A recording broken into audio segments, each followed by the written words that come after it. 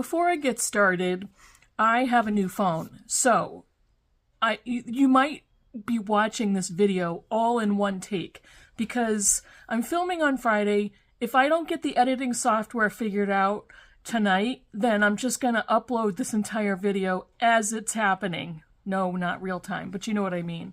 So if it looks kind of rough, that's why. It's a new phone. I'm going to play with the editing software. Blah, blah, blah, yada, yada, yada. Hey, Booktube, it's Kim from Middle of the Bookmarch, and I have a new phone. I also have the exact same sweatshirt on that I wear in so many of my videos, but this has become like my winter wardrobe. And you can't see it, but it says the book was better. And it's one of my favorite hoodies, so I wear it all the time. It is winter in New Hampshire. Now I'm going to play with my tripod. So let me put myself a little further over. There we go. Not too bad, right? I'm not doing too bad. So this is my bookish week for Saturday, March 25th. Almost one more week. We have one more week in the month. And I'm really looking forward to it because I finished a really good book. I hope to finish another one this weekend. It's gonna be rough, but I really want to because I want to finish the book. I want to find out what happens. And at the end of my bookish week portion of this video, I have some things that I wanted to show you very briefly. So let me tell you about the book. I did finish one book, and this is the 3 Theban plays by Sophocles. This is Antigone, Oedipus the King, and Oedipus at Colonus. All I have to say is, this is what I want a book to do to me. I loved it. This is the type of reading experience I want. I want to read a book that moves me, that has me not wanting to lift my eyes from the page, that has me thinking about it when I'm not reading, that has me thinking about it as I'm going to sleep, that has me wondering when I wake up, hey, when am I going to have time to get back to that book? That is this book for me. I loved these plays. I loved the stories of Oedipus. I loved Antigone was phenomenal. I loved it all. And I even loved the commentary.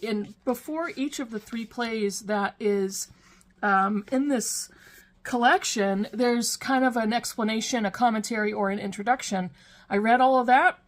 Just glorious. If you don't know the story of Oedipus, Oedipus is the one out of Greek mythology who was supposedly in love with his mother and killed his father. And that's where Freud, that wacky psychologist, got his theory for the Oedipus complex. If you read the play of Oedipus the King, you realize that that's not at all what happened. He didn't purposefully kill his father and purposefully sleep with his mother. That's not at all what happened. But what did happen is so interesting because it made me realize so many things about Oedipus as a character in that play. You know, number one, be careful what you wish for. If you want answers and you demand answers, be careful when you get them because they may not be what you want to hear. And Antigone is the daughter, one of the daughters of Oedipus, and the first play is Antigone, and I thought it was interesting how they're ordered. And I think they're ordered based on when Sophocles wrote them, but I think a better way to order them would be to have Antigone last, because those are the latest events in this 3-play saga. But there's so much here to talk about. There's so much about secrets and deception. There's so much about Greek family life and the gods and, oh gosh, and royalty and deception and violence. You know, Oedipus becomes king because he's trying to escape something. He solves a puzzle, and I'm trying not to give you too many spoilers because even though this is an ancient classic, I don't want to tell too much for anybody that hasn't read it or wants to. So Oedipus kind of becomes an accidental king. And what happens after that is simply transfixing and terrible and exciting. And the way that it's written, the drama and the passion in the plays is extraordinary what Sophocles wrote into these, and the way that plays were dramatized in the ancient Greek system, the way they were portrayed, if they were done live, if you were a Greek citizen and you went to watch a play, it was done a certain way. And as much as the translators and interpreters try to explain to the modern reader how that happened, you know, we can only know or interpret so much. But damn, this was so good. And I just loved reading this. This was due to a video series from Shelly Swearingen, who has been doing videos so far on Antigone and Oedipus the King. And next week, I look forward to watching her video on Oedipus at Colonus. I can't wait. And this is one of the books, an example of a book of that's the reason why I read. Simple as that. Excuse me, that's what I finished. I am still reading a bunch of stuff. I am officially halfway through my Middlemarch reread with the Critical Chicks.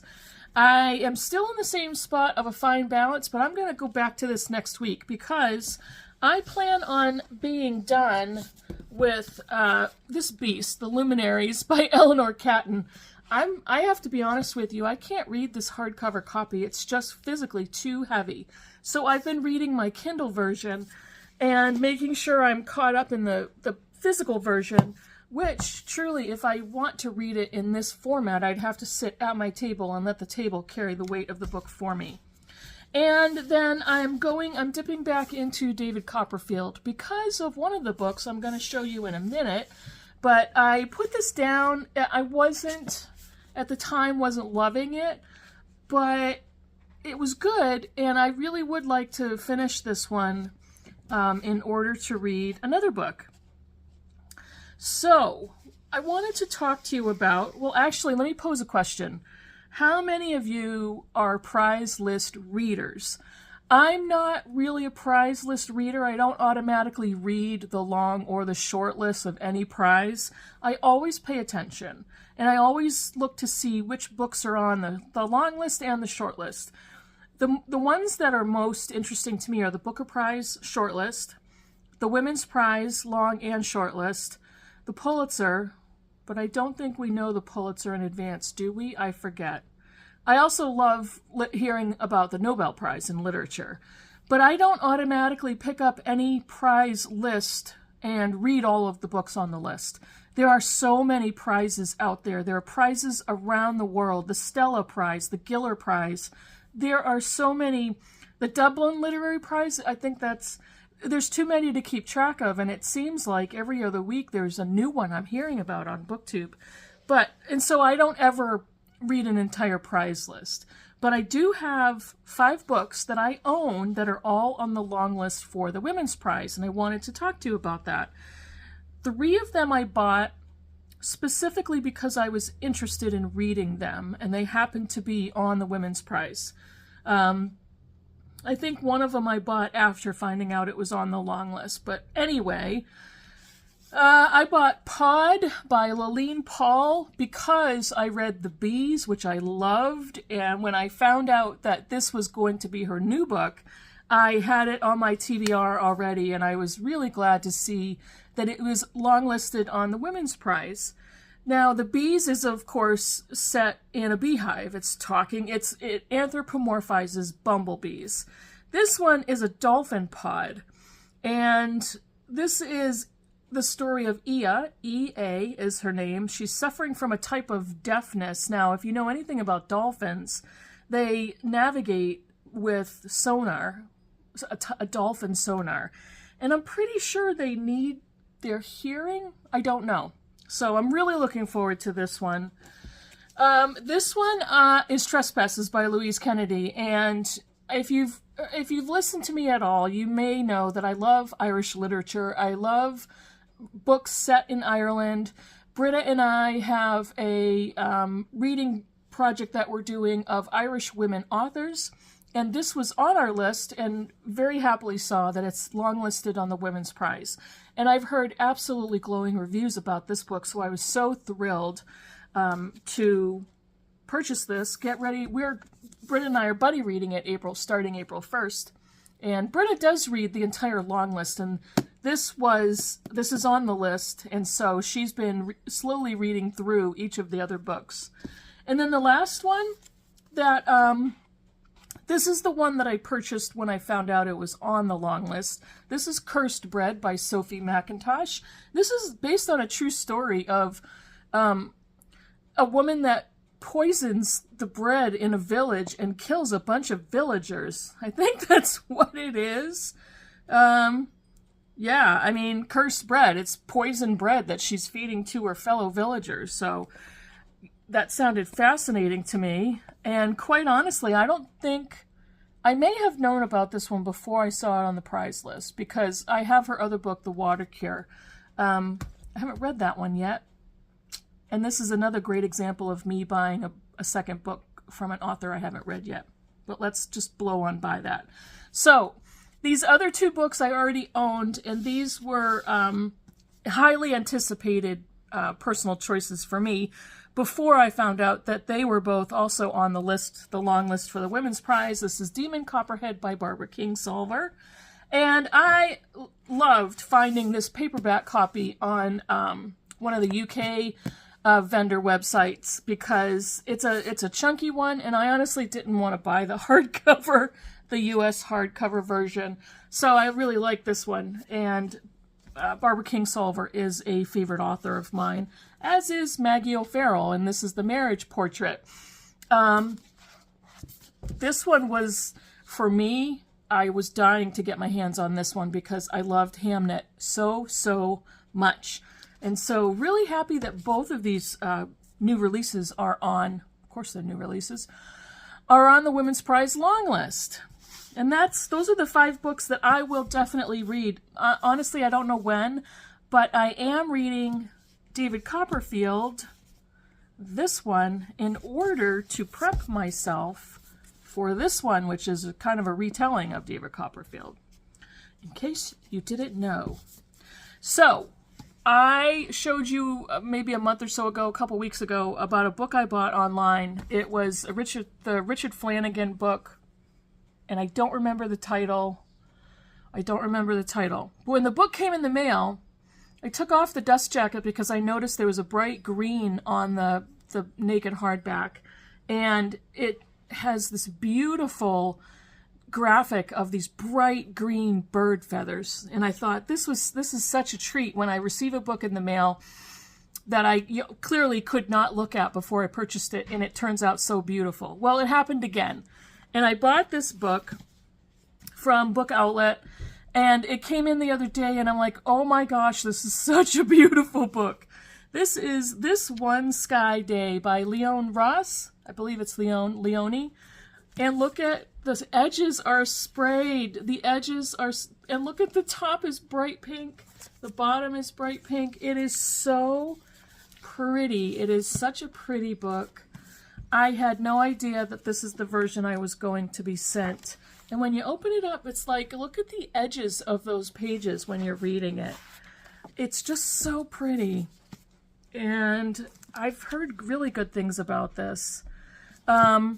This is set in the Caribbean, I believe. And she is also a prize winner. She was born in England and grew up in Jamaica. And there's a blurb on the back that I wanted to read. It says, she kicked out as seaweed entangled her ankle. A salty wave smacked her in the face, and she gulped, spluttered, laughed, spat, sniffed, and began to swim again. She might have been moving through perfume. This calm acceptance would leave her soon, she felt that. But would she hold on a while longer to this hope that everything was good? She took another face of brine and giggled under the darkening sky. It seemed outrageous to feel happy, but she was. And I've heard really good things about this book. It's just so pretty, isn't it? It's just so pretty. And I don't buy books for the special editions. Barnes & Noble has a bunch of special editions, and I just don't care about that. I am attracted to really pretty book covers, and I did a video on that, and I'll actually try to remember to link it below. But, you know, this was such a pleasant surprise to open the box, and I gasped. Oh my gosh, that's so pretty. So yeah, that's been my bookish week last week. I'm going to try really hard to finish the Luminaries this weekend. This is Friday, so I have no plans for tonight. I'm going to read. And I'm going to concentrate on that one book and try to finish it. It's interesting. I'm really interested in finding out what happens. So I think I have a pretty good shot. So let's see how it goes. That's it for me. Let me know in the comments below what you think. Let me know if you are a prize list reader or if you even pay attention to book prizes. I'm curious. See how many of you out there are there. And that's it. Thanks for watching, and I'll see you in the next video. Bye, everybody. I'm going to turn it off now in case I can't edit this out.